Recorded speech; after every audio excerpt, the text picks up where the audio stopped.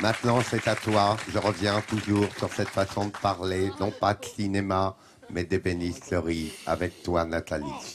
Et Jean-Luc Godard, ébéniste depuis, je vous ai dit, quasiment 30 ans. Alors, Jean-Luc est la 4e génération de la famille Godard à travailler le bois du côté de Vignacourt. Et leur spécialité, c'est la traite picarde. Cette traite picarde, je crois que tous les picards ici la connaissent très bien. C'est un meuble typique du coin que vous allez découvrir en images. C'est un buffet, un long buffet bas qui est en merisier et qui est aussi réputé pour la finesse de ses décors. Alors vous savez pourquoi est-ce qu'on appelle ça une traite? Parce que c'est un meuble qui est réalisé sur une longueur sans interruption, donc d'une seule traite. D'une traite. Tout simplement. On l'appelle aussi enfilade. Et ce meuble a une petite particularité qui est unique aux traites picardes, c'est que dans les rangements, vous allez le voir, la planche du haut pour mettre les verres est plus courte que celle du dessous. Et c'est un meuble qui est fabriqué donc en fonction des intérieurs, donc il peut aller d'1,50 m à 4 mètres de long. Le prix varie également, de 2 000 € à 10 000 €. Mais une traite picarde, c'est 200 pièces.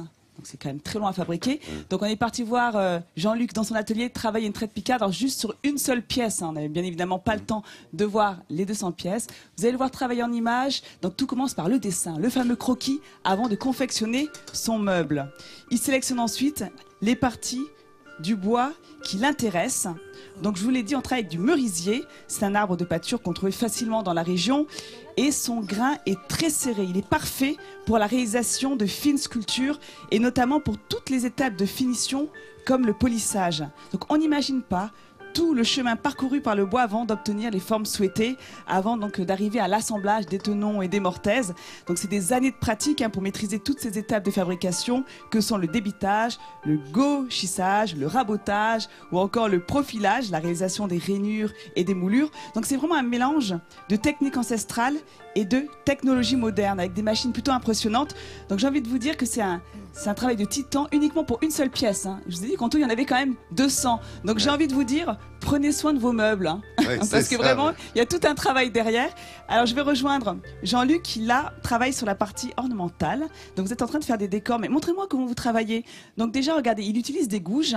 Comment vous vérifiez que vos gouges sont bien aiguisées? Dis donc, vous m'avez montré ça tout à l'heure. Il y a une solution simple. Les filles, regardez, ça peut être efficace pour nous. Petite épilation en direct, voilà. C'est comme ça que vous faites?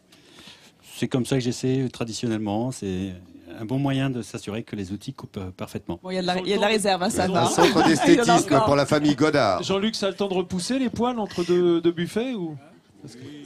Mais, bon, on a l'habitude aussi, on a une autre façon de vérifier. On sait très bien en regardant s'il y a du blanc sur le fil de l'outil. On sait tout de suite s'il est parfaitement futé, s'il reste un morphile. Donc, Alors montrez-nous comment vous faites, parce que vous savez que chaque village a ses décors. Et donc à Vignacourt, les décors, c'est quoi? Le décor typique du village? alors, c'est le bouton d'églantine. En fait, c'est le rosier sauvage. Donc c'est ce que vous êtes en train de faire.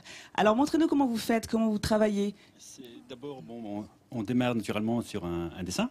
Non. Oui. Alors, avec votre maillet, vos gouges, parce qu'on vous a vu depuis le début de l'émission, montrez-moi un peu de plus près comment vous faites. Par exemple, si on veut creuser une feuille, donc il faut tenir compte bien sûr du fil du bois, ce qui est très important, et en 3 dimensions, parce qu'on est quand même sur une pièce en 3 dimensions. Donc après, il suffit là on a une feuille, il suffit de creuser comme une cuillère. Donc voilà. Comme ça, sans le maillet. Il n'y a pas besoin, l'outil coupe suffisamment. Et le dessin était prédessiné avec au stylo, au crayon. Voilà, au stylo, crayon. Là, c'est un dessin que j'ai crayonné comme ça dans le vide, sans idée vraiment. Combien d'heures de travail pour finir ce dessin? Disons que là, en 1 heure, on doit arriver à peu près à le faire. Ça a été quand même dégrossi à la machine auparavant. Donc, mais en gros, là, en 1 heure, ce travail-là doit être... En 1 heure, on aura ça, quoi, en gros, qui a été verni. Et vous avez juste à côté du mobilier qu'a réalisé également Jean-Luc. Je vais juste vous montrer celui-ci parce que c'est un très beau travail de marqueterie avec, regardez à l'intérieur, moi j'adore, toutes ces essences de bois utilisées. Regardez comme c'est beau. Et ça, il a fait avec les déchets de l'atelier. Moi, j'aimerais bien recycler mes déchets de la même manière. C'est juste magnifique. Donc voilà, je vais vous laisser travailler. La marqueterie, c'est un sacré travail aussi. C'est un sacré travail, oui. Tout ça est fait par Jean-Luc. Et on regardera le résultat final à la fin. Allez-y, Merci Jean-Luc. Jean-Luc qui travaille devant vous, ébéniste de grand talent, savoir-faire unique, 4 générations. Et regardez, il vous montre l'étendue et la valeur de son travail.